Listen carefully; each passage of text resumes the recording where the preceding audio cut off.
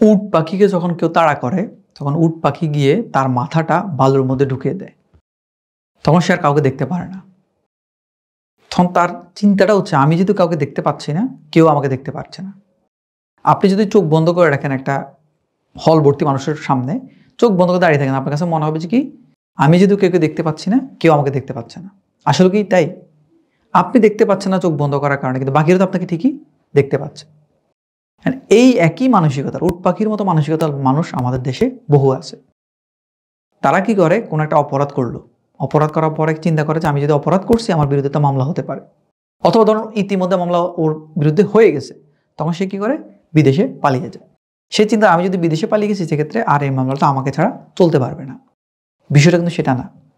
মামলার আপন গতিতেই চলবে। যদি রাষ্ট্র নিজে বাদী হয়ে থাকে তাহলে রাষ্ট্রের মামলাটা চালাবে। যদি কোনো ব্যক্তি আপনার বিরুদ্ধে মামলা দায়ের করে থাকে সেই ব্যক্তি আপনার বিরুদ্ধে মামলাটা চালাবে। এখন যেটা হবে, আপনি চিন্তা করুন আমি যদি বিদেশ থাকি তাহলে আমাকে তো আর এটা ধরতে পারবেন। কিন্তু দেখেন আমাদের দেশে বহু এক্সাম্পল আছে যে আসামি বিদেশ চলে গেছে, হয়তো 20 বছরও সে দেশে আসেনি, কিন্তু কোনো না কোনো এক সময় সে যদি দেশে আসে তখন তাকে ওই 20 বছর ওই মামলাতে অবশ্যই সে কন্টেস্ট করুক আর না করুক। অনেকে আছে বিদেশ থেকেও তার মামলা আইনজীবীর মাধ্যমে কন্টেস্ট করে, আবার কেউ আছে কন্টেস্ট টোটালি করে না।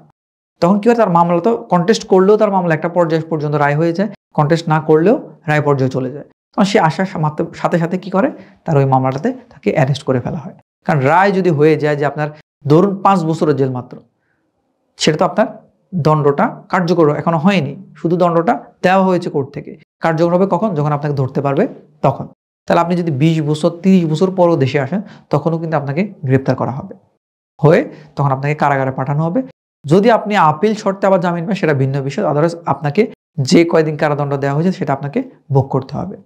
আমাদের দেশে আরেকটা প্রচলন রয়েছে, সেটা হচ্ছে মামলা হওয়ার পরে জামিন নেয়।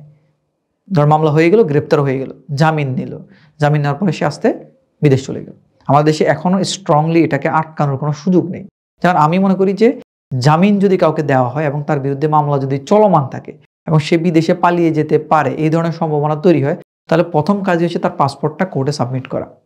কোর্টের কাছে থাকবে যতদিন এই মামলা চলবে।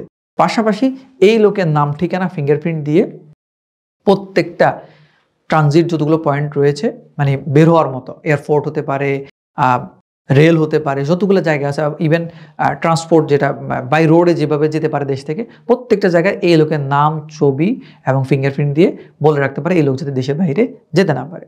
কিন্তু এরপরও কি করে, আমাদের দেশে এই সিস্টেমগুলো বলবৎ না থাকার কারণে মানুষ মামলার জামিন নিয়ে একটা সময় অথবা রায় যখন তার বিরুদ্ধে হবে এমন একটা সম্ভাবনা হয়, সে তখন দেশের বাইরে চলে যায় আর দেশে সহজে আসে না। তখন কি হয়, মামলার রায়টা হয়ে যায়, রায়টা ওইভাবে পড়ে থাকে, তখন তার বিরুদ্ধে গ্রেপ্তারি পরোয়ানা জারি করা থাকে। সে যখনই দেশে আসবে খবর পাওয়া মতো তাকে অ্যারেস্ট করে কারাগারে পাঠানো হবে।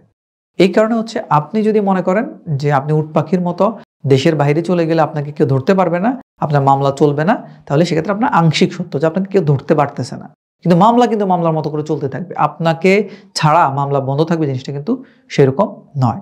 আর যদি আপনি ওই রকম হেভিওয়েট কোনো মামলা হয়ে থাকে যে আপনাকে ইন্টারপোলের মাধ্যমে আনা দরকার, সেক্ষেত্রে কিন্তু বাংলাদেশ থেকে যদি আপনার বিরুদ্ধে রায় হয় এবং সেটা যদি ইন্টারপোলে পাঠানো হয় যে এই ব্যক্তি এই অপরাধ করেছে, আমার দেশে তাকে পাঠাও, তখন অনেক ক্ষেত্রে কিন্তু ইন্টারপোলের মাধ্যমে অনেক অপরাধীকে বাহির দেশ থেকে বাংলাদেশে নিয়ে আসা সম্ভব। যদিও পলিটিক্যালি আমাদের দেশে অনেক বড় বড় নেতা আছে যারা হচ্ছে এই মামলা থেকে নিজেদেরকে দূরে রাখার জন্য বা বিচার প্রক্রিয়া থেকে নিজেদেরকে দূরে রাখার জন্য বাংলাদেশ থেকে চলে যায় এবং এমন এমন দেশে যায় যেখানে হয়তো ইন্টারপোল তাকে আনতে পারবে না, ওইখানে ওরা পলিটিক্যাল অ্যাসাইলেম নিয়েও থাকে, অনেকে আছে, অনেক ধরনের, প্রত্যেক রাজনৈতিক দলেরই বিভিন্ন ব্যক্তিবর্গ রয়েছে, তারা এই কাজগুলো করে থাকে।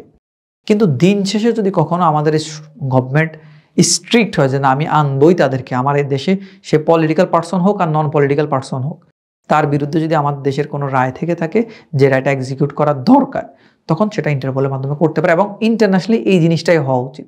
ক্রিমিনাল, আমার দেশের ক্রিমিনাল কিন্তু নট অনলি সে আমার দেশেরই ক্রিমিনাল, সে পৃথিবীর যে প্রান্তে যাবে সে আসলে ক্রিমিনালই, তখন তাকে ওইভাবে ট্রিট করা উচিত। যদি বিচার ব্যবস্থা, বিচার প্রক্রিয়া এগুলো যদি প্রশ্নবিদ্ধ না থাকে।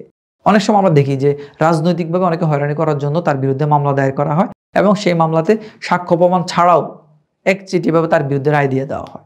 সেই প্রেক্ষাপটগুলো ভিন্ন এবং সেটা বিভিন্ন দেশে প্র্যাকটিস রয়েছে।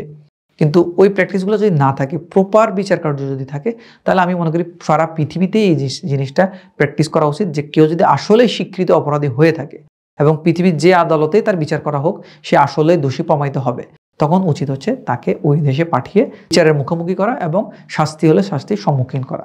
এতে পরবর্তীতে ওই দেশেরও এবং আমাদের দেশেরও বা অন্য কোনো দেশেরই অপরাধীরা আর এই প্রশ্রয়টা পাবে না যে আমি অপরাধ করে বিদেশে পালিয়ে যাব। আশা করি বুঝতে পেরেছেন। ধন্যবাদ। আসসালামু আলাইকুম।